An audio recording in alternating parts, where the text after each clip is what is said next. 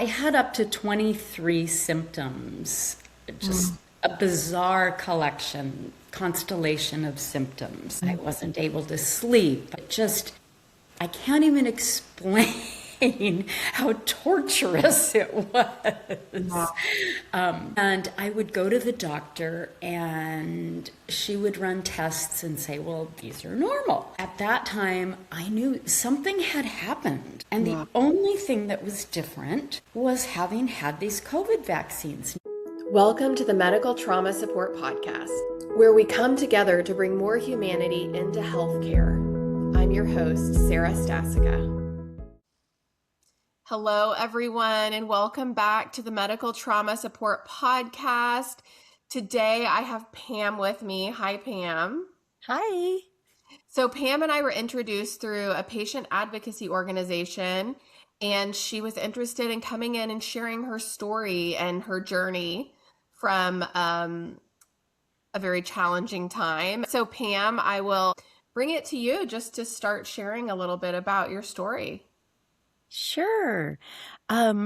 So my story is kind of controversial, so that's why we're just using first names and so forth. And that's part of what led to this being such a challenging time. I suffered adverse effects, very serious, life-altering adverse effects from my COVID vaccines.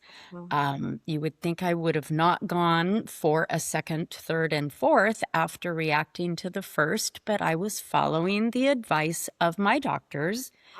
And, I don't want to go down the political rabbit trail, but because of the nature or the source of my illness, it's very political and divisive, and doctors tend not to want to recognize it. And they're not educated about it, honestly. I think most doctors do want to help us, but if they're not educated, it's kind of hard for them to. So, Can I pause you there? Is that okay? sure. Because Yeah. I think that it's so important to acknowledge how messed up it is Yeah. that politics has such an impact on very specific, obviously politics and policy has an impact on medicine overall, but in this situation, it's just bizarre. It's bizarre to me. I know that's the world that we're living in now, but I wanted to acknowledge that, Yeah. yeah, sorry for that interruption, but I know that has made your journey and many other people's journeys trying to get help around this so hard. Yeah. Absolutely. And I happen to have friends who work in the medical field as physicians and in various positions. And honestly, even before this, their hands are just tied by policy and what insurance allows them to do or not. So it's really sometimes hard to get patients what they need. Yeah. So kind of bringing it back to what might be more relevant to the broader group is when I started having I had up to 23 symptoms, just a bizarre constellation of symptoms. I wasn't able to sleep. I can't even explain how torturous it was. And I would go to the doctor and she would run tests and say, well, these are normal. And at that time, I knew something had happened. And the only thing that was different was having had these COVID vaccines. Nothing had happened in my family or the dog hadn't died. No one was super sick. There's no divorces. There's no trauma going on in my family. Yeah. So I would ask, is this possibly related to the COVID vaccines? That's the only thing I can think of that has changed in my personal history. And she over and over again said there's no medical evidence to support that. And a number of tests later, the final one being an MRI, Mhm. because some of the symptoms appeared to be neurologic. Mhm. And it later was confirmed in a neuroquant study that my brain is swollen, where it was swollen. I think maybe Yeah. it's better now because I'm doing better. Mhm. Um, in a telemed call, she actually told me my MRI was perfectly normal, that there is nothing medically wrong with me. And she wanted to put me on Ambien to help with sleep. She said, my older patients love their Ambien. I'm like, really? I'm not that Mhm. old. Anyway, but the real killer is, and then she said, did I already say there is nothing medically wrong with you? And she also wanted to prescribe Prozac or Zoloft in Yeah. combination with Ambien, which either one of them on their own is, I mean, that's a major decision to go down that route. Yeah. And if you have mental health issues and you need one of those medications, by all means, take them. I'm not saying anyone should avoid taking mental health medications, but I knew my issues were not a mental health issue. They Yeah. were physical symptoms that were now starting to manifest as mental health because I was tortured and couldn't get help. Yes. And I think I would love to pause here, Pam, because what you're experiencing is not specific, like it's not only happening to people who have COVID vaccine injury. Right. This experience Yeah. is such a common one for people who experience medical trauma Yeah. when they know, like, right, we know what it feels like to live in our body. Like, Mm-hmm. you've been living in your body your entire life. I've been living in my Yes. body my entire life. We know when something is going on, Mm-hmm. right? Yes. And yeah, and so the you will have to tell me what words explain how you felt being dismissed and invalidated, but that is an experience for so many people. I've had people talk about endometriosis, the same experience with Right. endometriosis, same experience with rare disease. um, and it really takes a huge toll because you're walking into a place to get care. You're not Mhm. feeling well, something is going on with your body, and you're being told there's nothing wrong, and Yeah. here is medication to deal with your mental health. Yeah. So I would love it if you feel okay sharing a little bit more about what that was like for you as a human being to to reach out for help and not get it and be dismissed. Yeah. Yeah. Being dismissed I mean, that's very accurate. I felt Yeah. completely dismissed.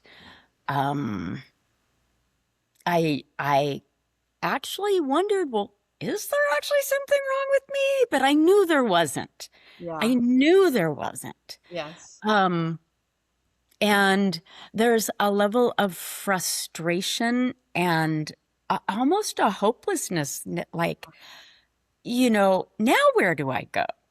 Yeah. Uh, to go to specialists, you need referrals. So if you're not going to go back to that PCP or family practitioner or whoever you're seeing, Mhm. um, how are you going to get referred to a specialist? You have to find somebody. So there was some fear and helplessness involved in deciding not to go back to this doctor. I did not know what I was going to do going forward. I just knew that um, I wasn't getting helped there and I had to find somewhere else. And it Yeah. was through a conversation with somebody else describing my symptoms, my frustration in not being able to find a doctor who can help me. Mhm. And this person had this aha moment in our Mhm. conversation and said, "Oh, that sounds like my mom's friend." Mhm. And so the shorter story is we got connected. I spoke to this this Lindsay is her name, who had experienced a similar situation as mine. And fortunate, she's local, so she was able to direct me to the clinic where she got help. And Mhm. um, I began my healing journey, and somewhere along the line, I got connected with a group of other patients who participated in a study at Yale, and Mhm. we continue to meet from time to time. Um, it's kind of funny when you meet somebody who has had your same experience. Mhm. It doesn't matter who they are or where they are. There's this just instantaneous connection. You get each other. Yeah. Um, so having that group of people to process with has been so valuable. Yeah. Um, so I guess part of why I wanted to come on was just to share that, it, you know, it's hard to change doctors and to fire your doctor, but it's okay to if they're not helping you. Keep turning over the stones and find a new one. And Yes. if you're lucky enough, if you can find someone who's going through what you're going through, um, gosh, it can be so helpful. I know it's been super helpful for me. It's really grounded me and given me strength. So, Yes. I yeah. mean, you're speaking my language. This is, I run a weekly peer group. We have a community for people who have experienced medical trauma because I see that. Like every time somebody new comes to one of our peer support groups, like I'll get messages from people in the community like, "Oh my gosh, wow. Like that's what I Yeah. needed." You realize like there's nothing actually wrong with you. You're not the only one feeling that way. Other people are feeling this way. Um, but the thing that like really stood out to me is when you talked about connecting with this other person who told you about the clinic that Hmm. was helping them. And I'm just so curious about what that was like to be able to go to a new place and to have them believe you and help Oh you. my gosh.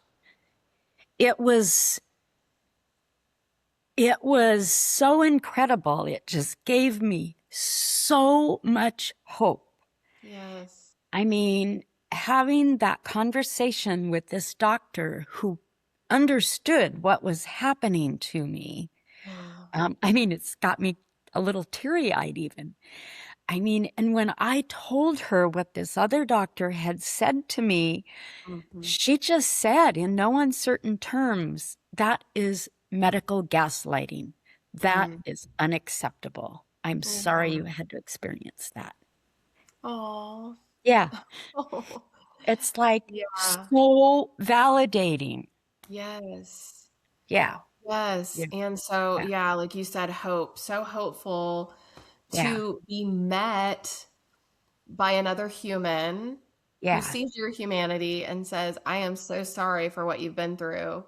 yeah. I believe you. And Yes, here's I what, believe you. You're not crazy. This is yes. what's happening in your body, and this is why you feel like you feel and went through Yeah. the physiological things that people who had become educated about these adverse effects, they, Hmm. they had come to learn some of the more common side effects, and they had theories about why these things were happening.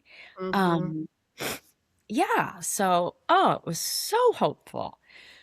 Yeah. Um, yeah, And so I feel like to get the understanding of what's physiologically going on in your body is also mhm, like gives you more of a sense of like empowerment and understanding of mhm. like, oh, this is why I'm feeling this way. 'Cause she said, I think you had 23 different symptoms of Yes.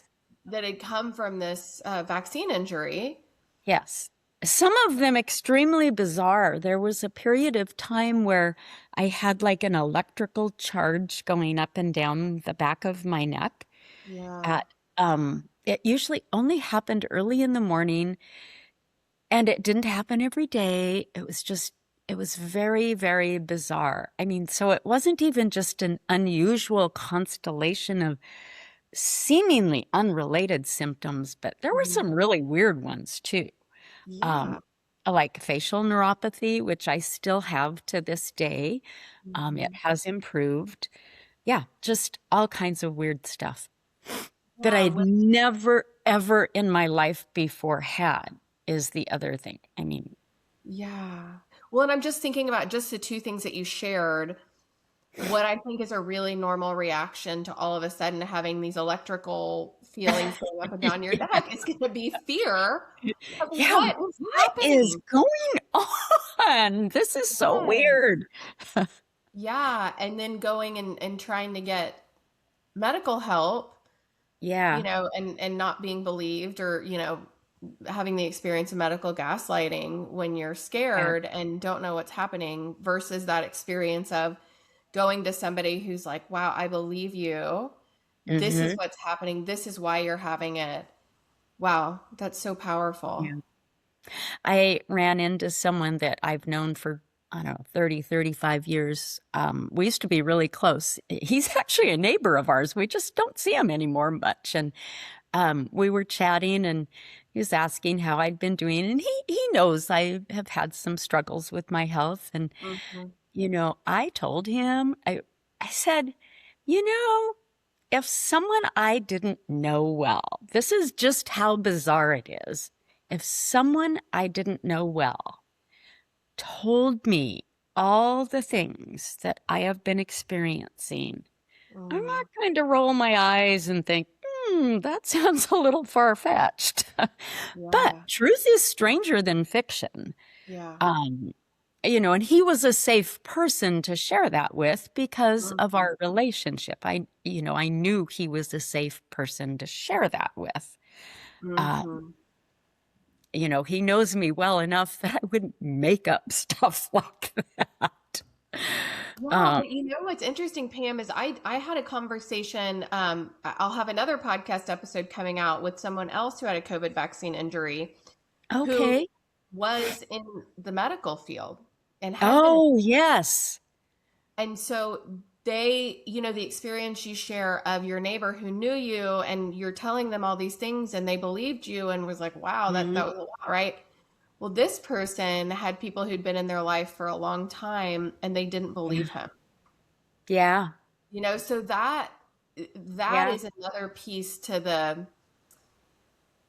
that is another layer to, I think, the experience people have had who have had COVID vaccine injury is that they've had both the experience of like the medical system, if they don't find the right people who are educated Yeah. about it, telling them there's nothing wrong, like there's nothing wrong. But I think a lot of people have also had family, friends, Yes. coworkers turn on them. Yeah. And it's because it became this political thing. It became this thing of like either you're on this side and you believe this about it, and you're on this side and you believe this about it. It was kind of similar to the masking as well. I remember, in the city I live in, there was kind of this belief like we wear masks to protect other people, right? And if you don't, you're the jerk. And then we went to a small town in my state because we were staying at a lake house to kind of get out of the city and just have some family time together. Yeah. And we were wearing a mask because we thought, oh, this is everybody's wearing masks and this is what we're supposed to do to protect other people. And this woman walked past me and said, without a mask, and said, oh, I just guess we're all living in fear now. I was like, what am I supposed to do? It's like, so these were not these beliefs not because of looking at the research or it was very much like what is your political affiliation Yeah. and what harm there's so much harm that has come to people who have experienced COVID vaccine injury Oh, because tremendous. yes. Yes, and the thing that I find interesting too is like then there's the whole conversation about anti-vaxxers, and it's like, well, the people who've Mhm. had COVID vaccine injury got a vaccine, Right. you We're know? not anti-vaxxers. Right. So I think that there is kind of doesn't make sense to me that there's controversy around it, but Yeah. I know that there is just because of the world that we're living in now. But I Yeah. just want to point that out because that has made it so much harder on people like you Hmm. and the other person who will have a podcast episode, Sean, as well. Oh, I You know, know, Sean. I figured y'all are in this, I I do. know y'all are in the Yeah. same group.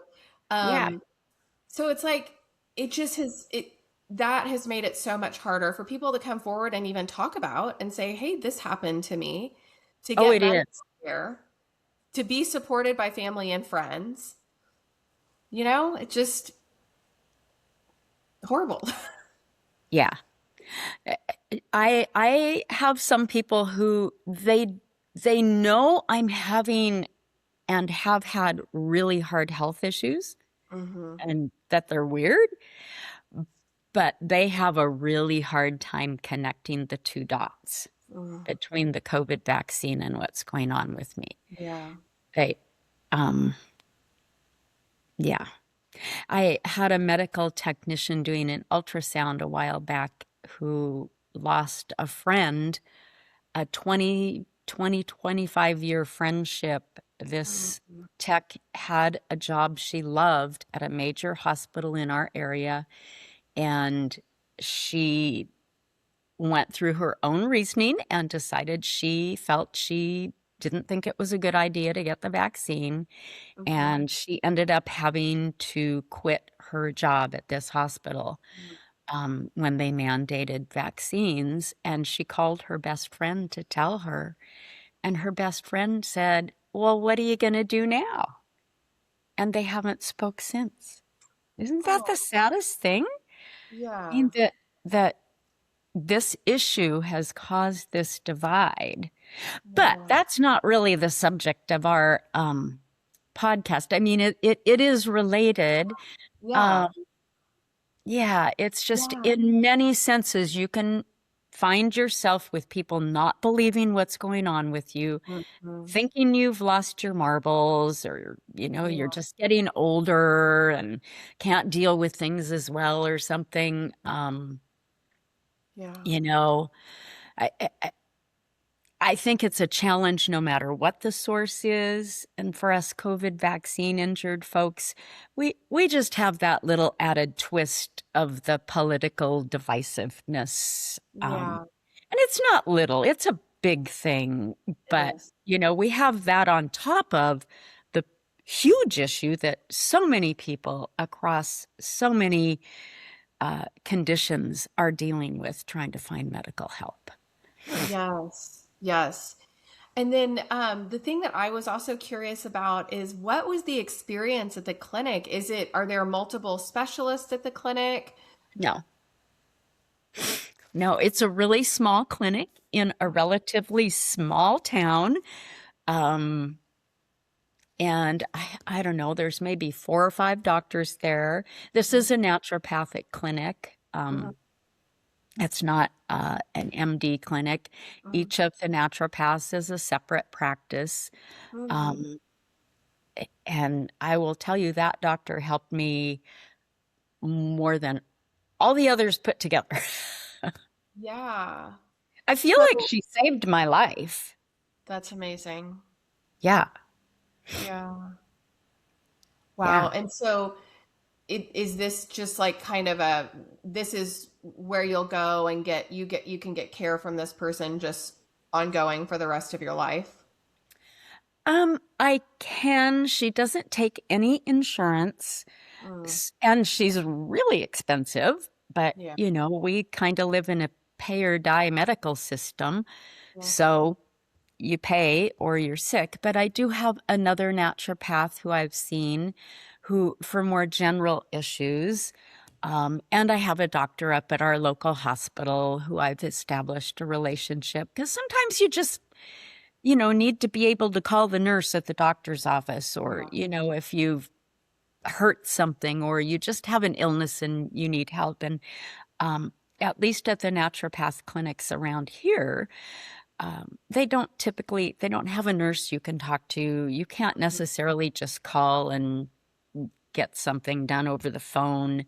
They may or may not look at their messages for a week or two. So I felt it was important to have a relationship with an MD, whether they really were on board with or understood this other issue or not. Yeah. Yeah. And I'm just thinking about people that are listening to this or watching this that are maybe haven't found their place yet. You know, they Yeah. haven't found their clinic yet. They haven't found the doctor or naturopath who is going to listen and believe them and help them to move forward. So Yeah. the other thing that you had talked about is like part of while the original doctor was like trying to prescribe you mental health medication, Hmm. you did say like this experience was really starting to make you question, Yeah. am I creating this? Like what is happening? And so I was curious about the journey of like the emotional journey, kind of like the mental health journey through this process because even if you had originally had a doctor who believed you and you didn't have that piece, having these changes for anybody who is going through something medical and all Hmm. of these things have changed and you don't fully understand them and it's changed your life, that really impacts us emotionally. And so I'm so curious. You've already shared that you have the support group, and that was a big Hmm. part of your mental health support, your emotional support too. What else? What are some other things that you've done that have like been supportive to you in this journey? Um, well, I did eventually establish a relationship with a mental health counselor. Hmm. Um, and so I'll say I just got lucky, but I kind of don't believe in just flat out luck. I have a couple of takes on that. It's like the harder I work, the luckier I get. But Hmm. the bigger thing is, I think luck really comes from, we're being taken care of by, in my case, I believe in Jesus, but so luck is a word I'll throw around, but I know it's not really luck. I know that doors have been opened and closed for a reason, Yeah. and I found the most fabulous mental health counselor um, through a referral from my daughter. A friend of hers runs a mental health therapy business not too far from here, and she referred me to this gal, and she was just fabulous. She helped me so much. I had never done counseling before. I Hmm. was fairly resistant to it. Hmm. Um, and I will tell you, I'm so thankful. It was super expensive, Yes. Yeah. but again, worth every dime. Um, she really helped me through a dark place. Yeah. Mm.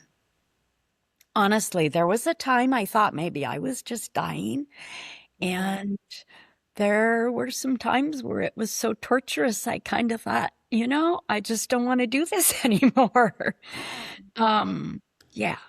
So, yeah, getting some counseling was Mhm. super, super helpful.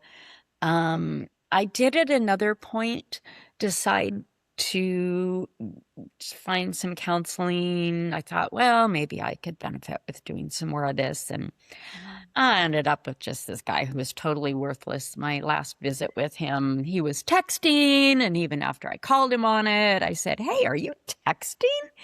Uh, Anyway, so I never went back, and it's fine. Wow.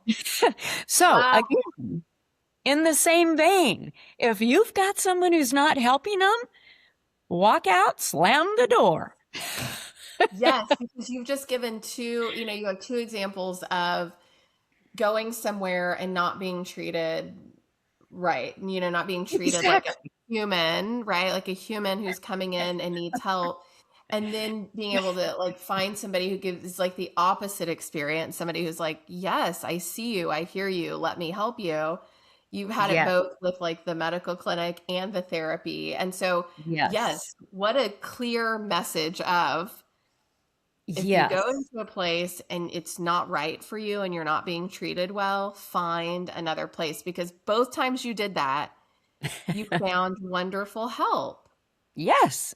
Yeah. I ended up in a better place. And one of the things the therapist helped me with was, like that feeling of hopelessness when I had fired this doctor. Mm, Well, what happens if I have to find another doctor? Who do I go to? How do I find another doctor? And she actually helped me brainstorm through.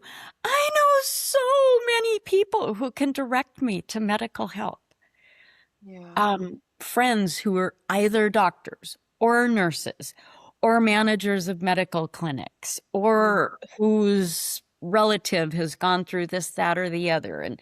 And I would guess that most people do have those relationships. They just don't realize it because you yeah, I don't guess think about it. right. Once you sit down and start brainstorming, you realize, wow, this person, Yeah. yeah, yeah, that's Yeah. great. And I Yeah. would guess too, I know that your organization, your support group, your patient group that you're Mhm. in, I know you're all over the place, but I would guess that there are also, people within your support group that are able to say, this person has been great. Being able Mhm. to get that from support groups and other patient advocacy organizations.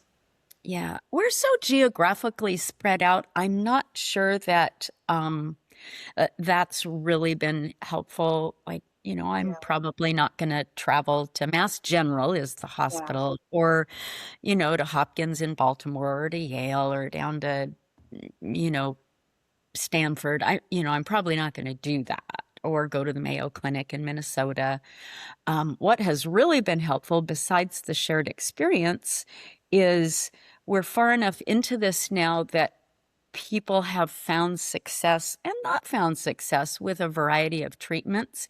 And Mm, so it's helped educate us. We've educated each other by our experiences and hmm. treatment plans. And then we're able to go to our own doctors and say, hey, I know someone who has done this and it has worked for them. What do you think? Yeah. Um, and I'm actually doing one of those treatments right now and having great success with it. That's One of great. the gals in the group did this same treatment plan. And after several months, it's like she was like a whole new person. Her composure, her ability to speak, just just on a screen like this, it was like, Yeah. wow, something's really improved here. So I'm doing the same thing she did. So in that way, I think we've been able to help each other.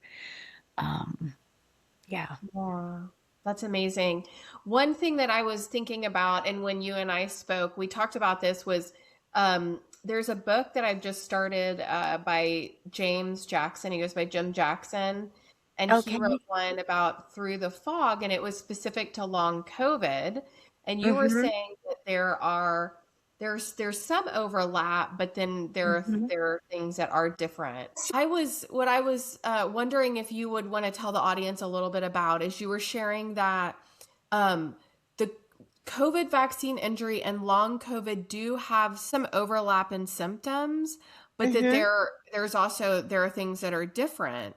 And I'm just Mm-hmm. thinking about the audience that might be listening, and that it's likely that there are people who are experiencing long COVID.